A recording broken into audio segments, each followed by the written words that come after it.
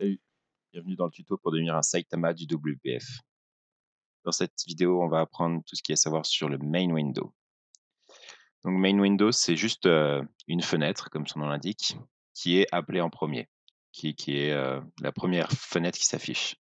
Et comme on l'a vu dans la vidéo précédente, c'est parce qu'elle est là, Startup URI dans le app XAML.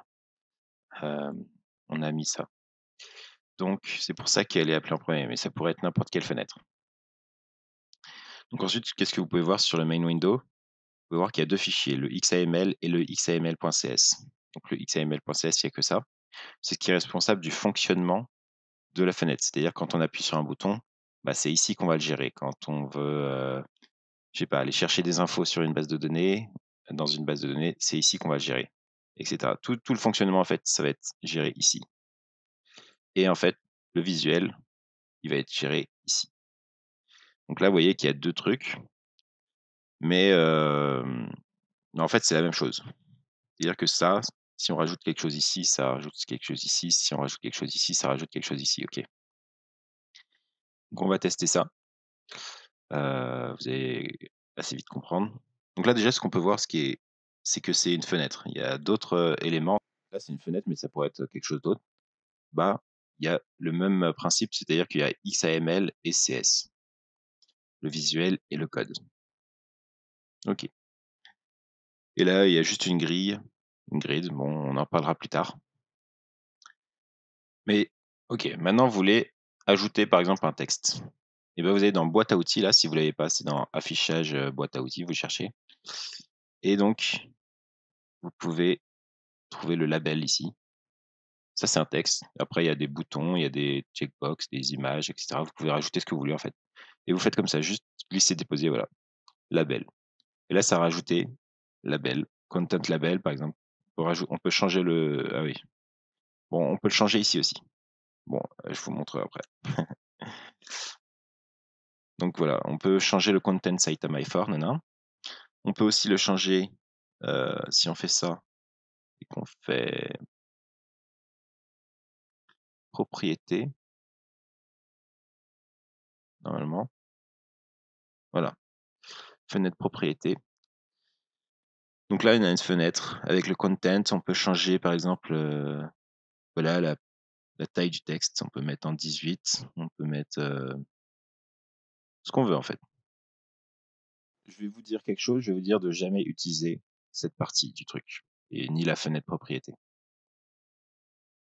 Enfin, la fenêtre propriété, pourquoi pas, mais par exemple, imaginons que vous voulez mettre au centre avec cette fenêtre-là. Vous allez faire comment? Vous allez faire comme ça, OK. Bon là, c'est à peu près au centre, OK. Ensuite, vous démarrez l'application, enfin le logiciel. Voilà, c'est à peu près au centre. Maintenant, vous faites ça, c'est plus du tout au centre. Pourquoi? Parce qu'en fait,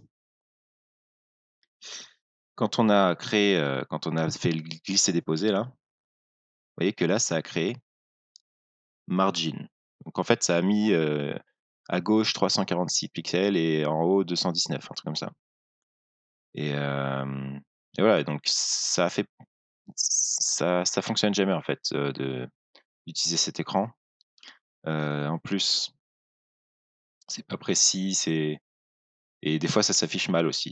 Et les fenêtres ça va, mais il y a d'autres, éléments qui sont plus compliqués quoi. Enfin qui fonctionnent pas en fait. Donc moi ce que je vous conseille de faire, c'est ça. Voilà.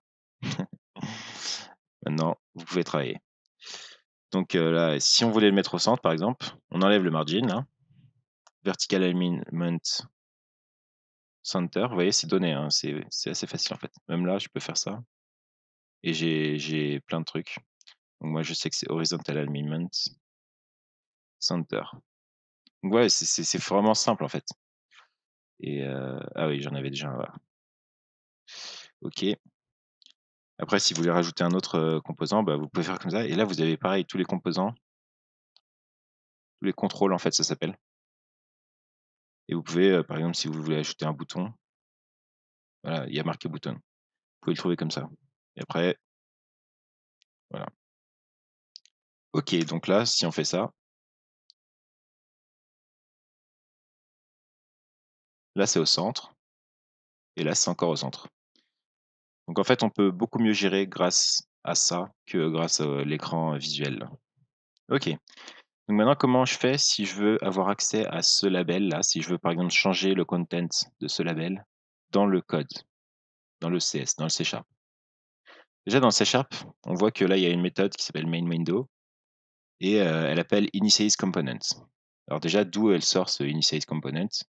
En fait, c'est une méthode de main window, sauf que c'est une main window, c'est une partielle classe. C'est-à-dire qu'il y a d'autres codes qui est généré, il y a d'autres codes plus, dans un autre endroit, quoi. Donc si on va voir, par exemple, là, atteindre la définition et qu'on est dans une autre classe main window, en fait, c'est la même, c'est partial class et du coup, elle initialize et initialize component, c'est là et on voit que, ah non, on voit rien. Justement, là, on voit rien. Enfin, il se passe des trucs, mais on comprend pas trop. OK, maintenant, si on va avoir accès à ce label, il faut lui donner un nom. C'est un peu comme, en HTML ou un peu, quoi. Donc là, on va l'appeler, je sais pas, mylabel. Si on lui donne un nom, qu'est-ce qui se passe? On enregistre, qu'est-ce qui se passe? Ici, là, enfin ici. Là, vous voyez que ça a rajouté ça. Donc, c'est-à-dire qu'on peut y avoir accès maintenant ici. Il faut toujours le faire après initialize component. Tout ce qu'on fait, c'est après initialize component. Donc là, on peut faire mylabel directement. Et là, on a accès à toutes les propriétés de l'objet, enfin de mylabel, quoi, du content, du label. Donc, ouais, on peut changer le texte, on peut dire Saitama est le plus fort. Boum. Donc là, en fait, ça va créer ça. Ensuite, ça va appeler ça, va faire initialize component et ça va changer le content.